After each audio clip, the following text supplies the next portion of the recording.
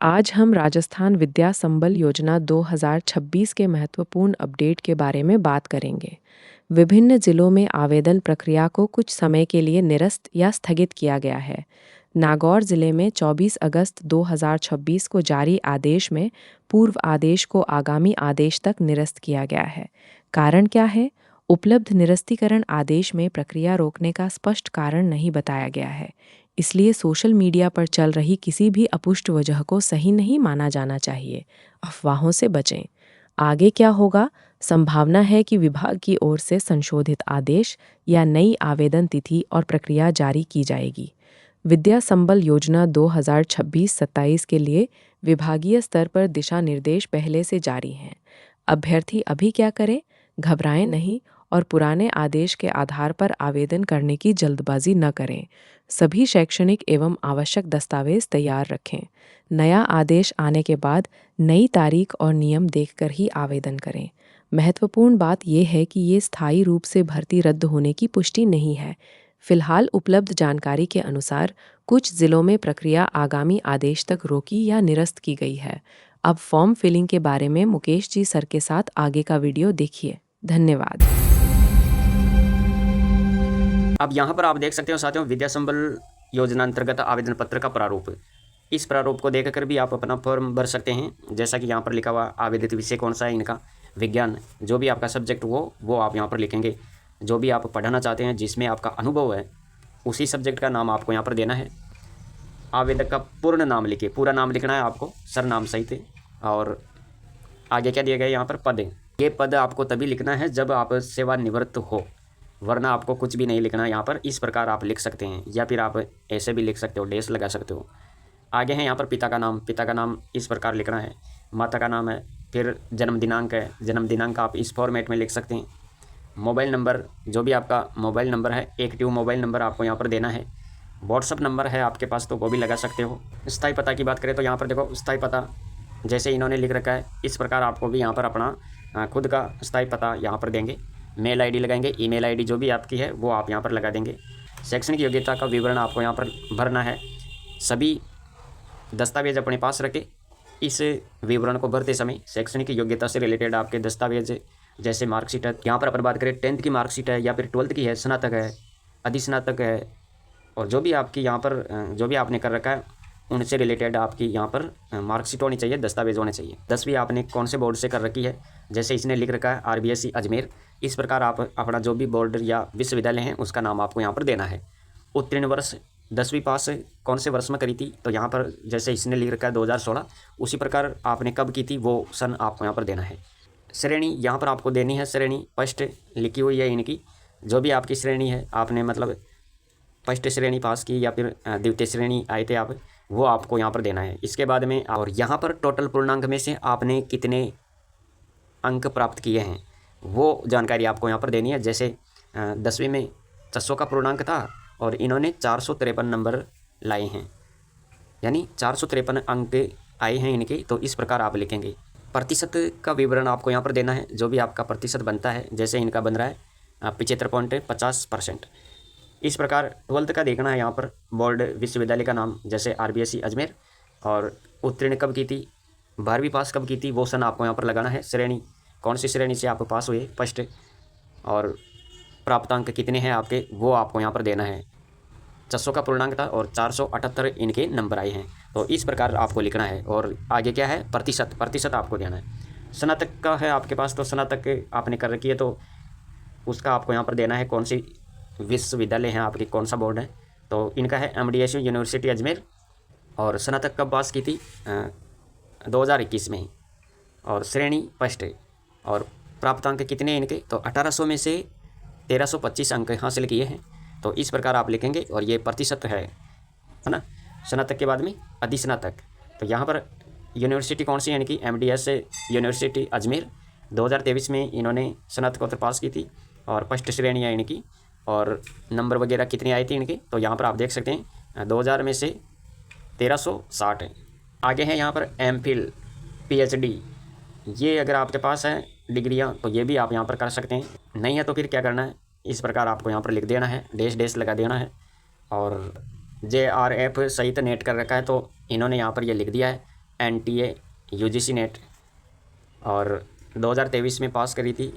और यहाँ पर क्वालिफाई, इसके बाद में नेट का लिख रखा है इन्होंने, NTA UGC नेट 2023 में पास करी थी, क्वालिफाई है ना।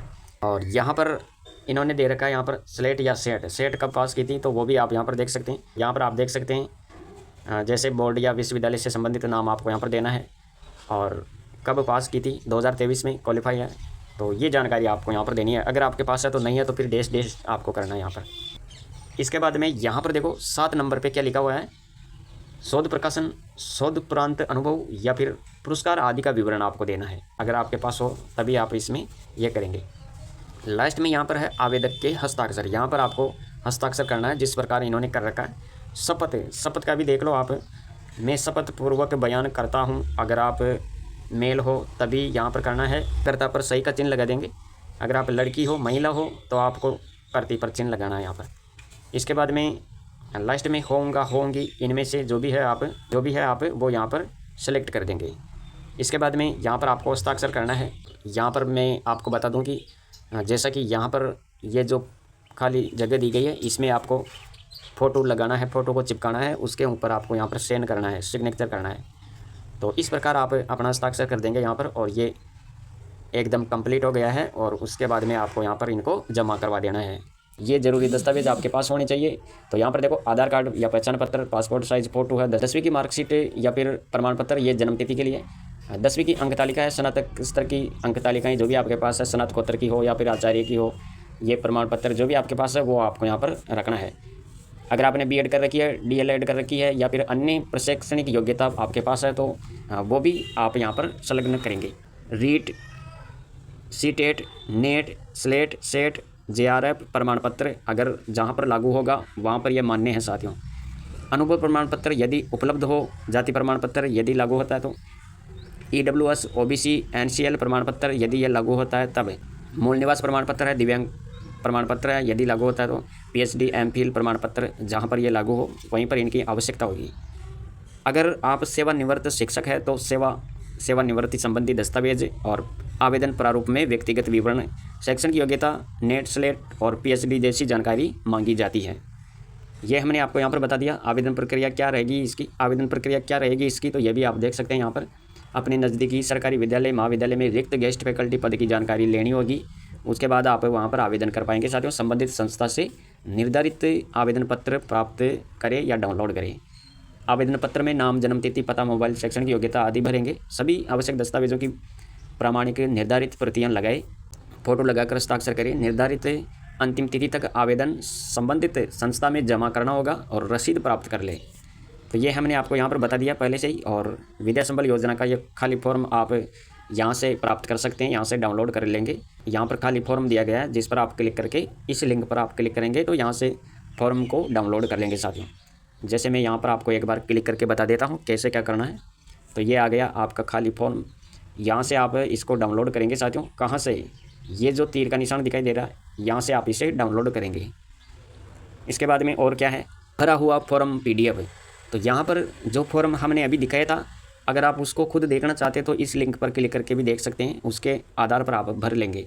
जैसे यहाँ पर क्लिक कर देते हैं, क्लिक करने के बाद में ये यहाँ पर खुल चुका है, ओपन हो गया है। तो आप यहाँ से देख लेंगे इसको और डाउनलोड कर लेंगे। इसके आधार पर आप अपनी जानकारी भरें। अब जैसे ही आप फॉर्म भरना शुरू होंगे साथियों तो यहाँ पर ये जानकारी भी देख सकते हैं। जैसे नंबर 1 पर क्या दिया गया है, आवेदक का पूर्ण नाम, तो इसके बारे में यहाँ पर भी पढ़ सकते हो। सबसे पहले आवेदक का पूरा नाम भरना है, यहाँ वही नाम लिखे जो आपकी शैक्षणिक मार्कशीट और अन्य आवश्यक दस्तावेजों में दर्ज है। नाम की स्पेलिंग बिल्कुल सही रखें और किसी प्रकार की गलती ना करें। दूसरे नंबर पर पद की जानकारी मांगी गई है। यदि आवेदक पहले से किसी पद पर कार्यरत नहीं है या सेवानिवृत्त नहीं हुआ है तो निर्देशानुसार आपको यहाँ पर ये लिखना होगा।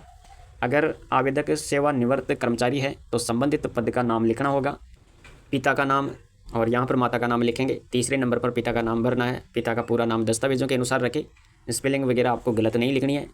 चौथे नंबर पर माता का नाम दिया गया और यहाँ पर भी आपको ध्यान रखना, आधिकारिक दस्तावेजों में जो नाम दर्ज है वही आपको यहाँ पर लिखना है। जन्म दिनांक की बात करें तो यहाँ पर देखो जन्म दिनांक के बारे में भी आप 5वें नंबर पर जन्म दिनांक भरनी है। जन्म तारीख, महीना और वर्ष को फॉर्म में दिए गए प्रारूप के अनुसार लिखें। यह जानकारी 10वीं की मार्कशीट या जन्म प्रमाण पत्र के आधार पर होनी चाहिए। तो छठे नंबर पर मोबाइल नंबर और व्हाट्सअप नंबर मांगा गया है। जो मोबाइल नंबर आप नियमित रूप से इस्तेमाल करते हैं वही लिखना है।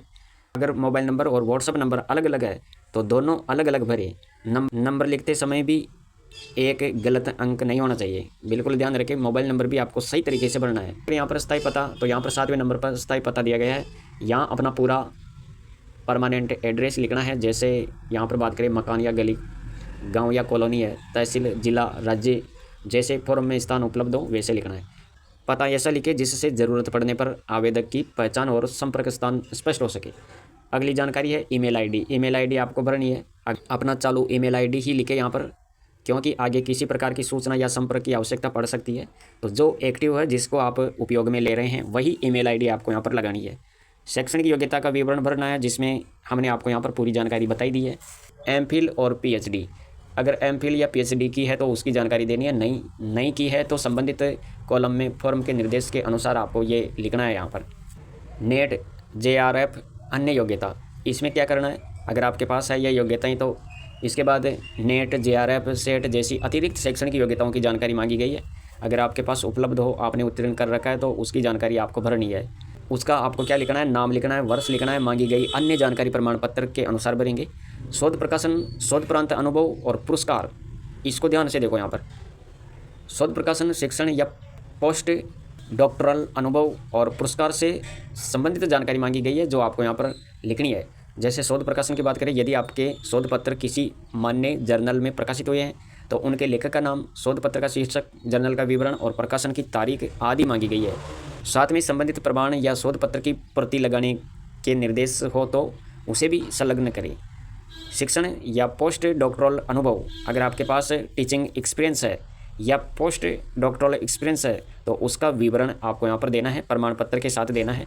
संस्थान का नाम लिखना है, पद, अवधि आदि यहाँ पर लिखनी होगी। और 3 नंबर पे है यहाँ पर पुरस्कार। पुरस्कार में देखो यहाँ पर क्या है, अगर आपको कोई पुरस्कार मिला है, तो उसका विवरण भरना है। अंतर्राष्ट्रीय या राष्ट्रीय स्तर के पुरस्कार या फिर राज्य स्तर के पुरस्कार हो सकते हैं।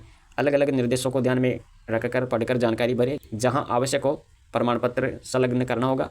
अंत में हस्ताक्षर और शपथ के बारे में दिया गया है, हमने आपको यहाँ पर बता ही दिया है। तो इस प्रकार आप अपना ये फॉर्म सबमिट करेंगे, भरेंगे, अच्छे तरीके से भर लेंगे, बिल्कुल भी आपको गलती नहीं करनी है। तो साथियों, ये थी महत्वपूर्ण जानकारी जो हमने आपको यहाँ पर बताई। और ऑफिशियल वेबसाइट की लिंक अगर आप देखना चाहिए तो यहाँ से इसके बारे में देख सकते हैं। ये इनकी ऑफिशियल वेबसाइट की लिंक है। और भी महत्वपूर्ण जानकारी चाहिए जैसे आवेदन फॉर्म या नियम वगैरह, तो यहाँ से आप देखेंगे। तो ये जानकारी हमने आपके साथ साझा कर दी है। इस तरह की अपडेट के लिए चैनल को सब्सक्राइब कर दिए। अगर आपने सब्सक्राइब नहीं किया तो मिलेंगे एक और नई महत्वपूर्ण अपडेट के साथ। आज के लिए इतना ही। Thanks for watching.